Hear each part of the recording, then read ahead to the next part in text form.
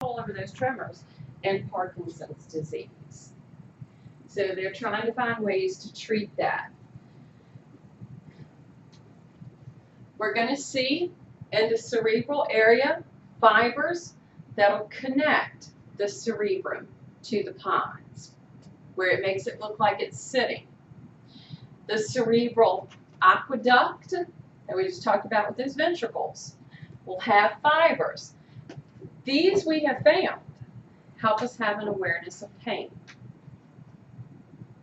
So this is, one of the things about the brain.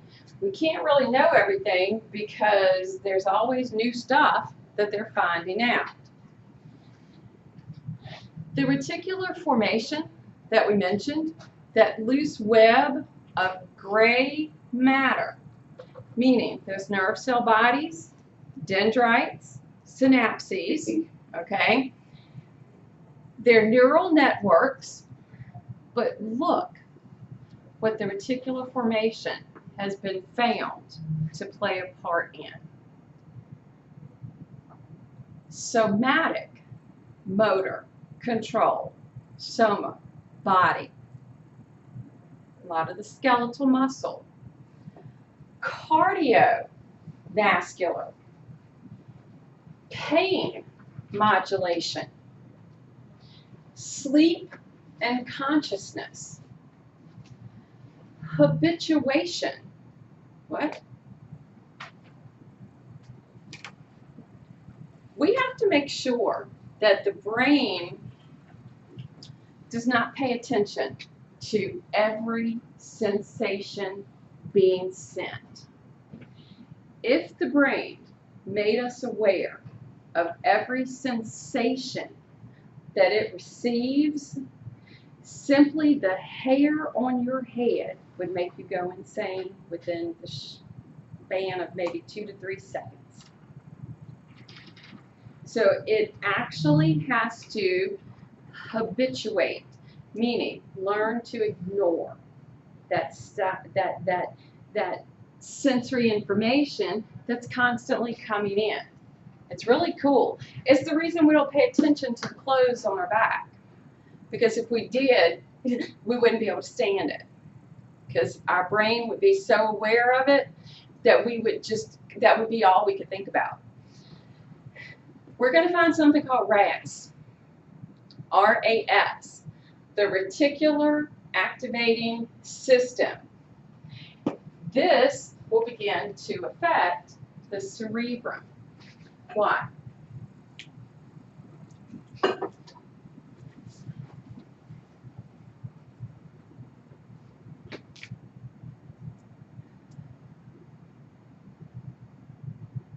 Let's say, for example, your balance tone posture wasn't good.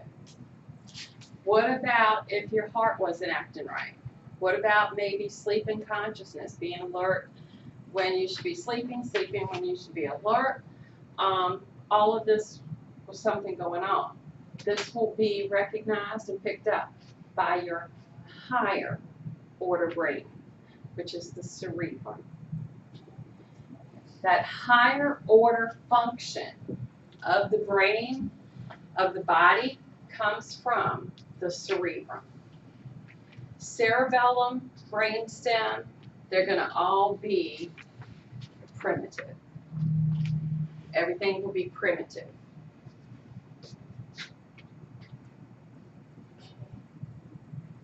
The cerebellum, and looking at the structure in the hindbrain portion, it's the largest portion that's existing. It has the right and left hemispheres. It has the folia, looks like the folds that are present. The surface cortex is the gray matter. The white matter is branched on the inside, known as arbor vitae, because arbor vitae meaning tree, it looks like the branching of a tree. Look what happens. All input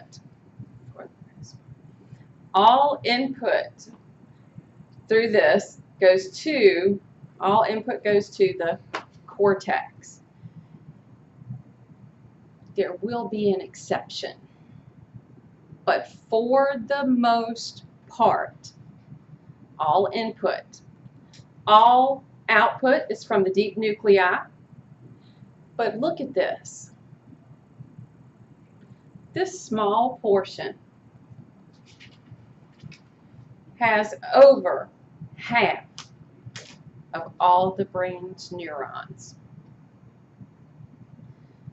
Now looking at this, you would think the majority of the neurons would be through this area, through this part of the brain. It is the largest. No. Over half of all of our neurons are in this area, the cerebellum, because of what it has to do. It's very busy. Connected to the brainstem. I didn't really get into a whole lot of that. I think your book gets into more detail, but I was like, I didn't need that. Called the peduncles. Peduncles look like little projections for something to sit on. Okay?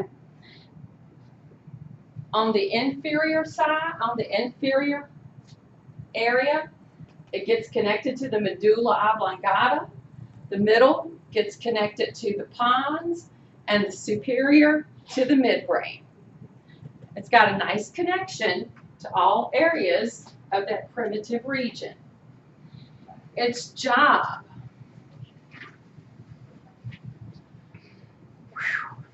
monitor muscle contractions, aid in motor coordination, be active with fine touch, like being able to tell the difference in something that might be smooth or not.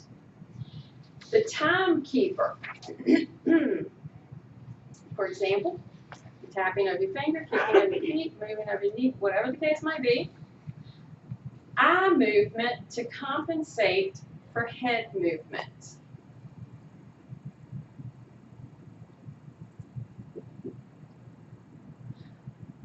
The eyes are controlled by very fine-tuned muscles. Very fine, more fine-tuned than what you get in your fingers. So their movement is very precise to keep us in upright posture, to keep us from falling over and getting hurt. It's really cool. Sound, to be able to judge the pitch between tones. Language, it's involved in language, to be able to distinguish similar sounding words. It is where we get to plan and schedule tasks. Get to my age, you need to write it down, okay? Because that area doesn't function as well anymore, okay? My biggest mistake is when I go, oh, I'll remember that. Emotions and pulse control, like impulses, for example. They think that children who have ADHD, everybody familiar with that? Okay. They think their cerebellums are less in size. That's what research is showing. I don't know, just saying. That's something that they have associated. Cerebellum, very busy, because it's dealing with functions that pretty much operate 24/7, 365, 366 if it's a leap year. So it's a very busy area of the brain, therefore having over half of all the neurons. I know. Did y'all ever think about that? Because seriously, when we think about the brain, we tend to think about the cerebrum. And we tend to think about, wow, that should be the area that's so busy. No, not at all. It's actually asleep compared to some of the other parts of the brain. Just, you know. So, the forebrain. When you look at your textbook and begin reading about this, one of the things that your textbook's going to go into great detail about is the embryonic development. Egg and sperm meet, we beget one cell, that becomes two, two becomes four, four becomes eight. As that is taking place, we begin to give rise to the 3 germ layers. Those germ layers become either ecto, meso, endoderm, that sort of thing. I'm not that excited about you knowing that. What I do want you to know, that when that process occurs, when you have egg and sperm meet, and you begin to develop the offspring, there is an area of the brain that does not become adult. It stays embryonic. This area, the forebrain, the diencephalon, remains as it was from the time of conception. Another reason that I say it is my primitive region of the brain, because it is. It is still the tissue that gives rise to the rest of the organism that never changed. In this area, we give rise to my thalamus, which hopefully you guys now know is my relay center for the sensory information to go to the correct area of the brain. My hypothalamus, which is connected to my pituitary gland, therefore is going to control my endocrine system, and then that epithalamus. Not as much fun as the hypo. So our thalamus,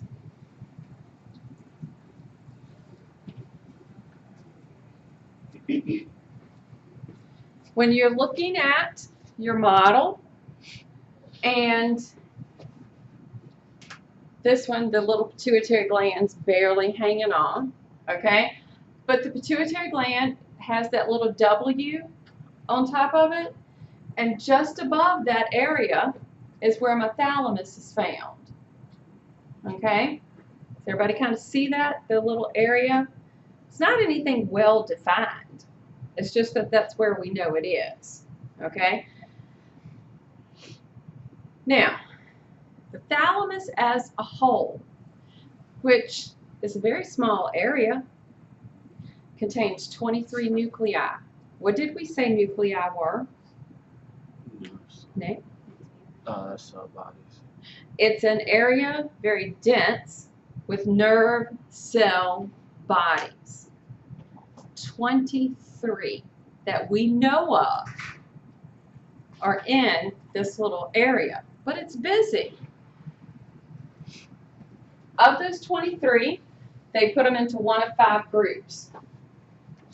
It's termed the gateway to the cerebral cortex because sensory information coming in, the thalamus will determine, does it go to the frontal, does it go to the parietal, does it go to temporal, does it go to occipital? The thalamus is going to determine that.